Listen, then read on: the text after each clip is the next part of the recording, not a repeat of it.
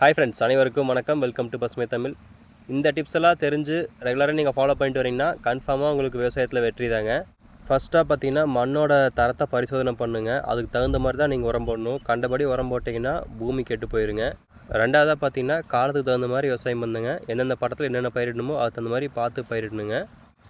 அடுத்து பார்த்தீங்கன்னா நீர் பாசனுங்க. இது ட்ரிப் இரிகேஷனாக இருந்தால் ரொம்பவுமே பெஸ்ட்டுங்க. தண்ணியும் சிக்கனமாகுங்க, நல்ல விளைச்சல் இருக்குங்க. உங்களுக்கு எந்த அளவுக்கு இடைவெளி விட்டு பயிரிடுறீங்களோ அந்த அளவுக்கு உங்களுக்கு மகசூல் அதிகமாக கிடைக்குங்க. எந்த மாதிரி டைமில் மார்க்கெட்டில் லாபம் கிடைக்கும்னு செக் பண்ணி பார்த்து அதுக்கு தகுந்த மாதிரி பயிரிட்டாலும் உங்களுக்கு நல்ல லாபம் கிடைக்குங்க.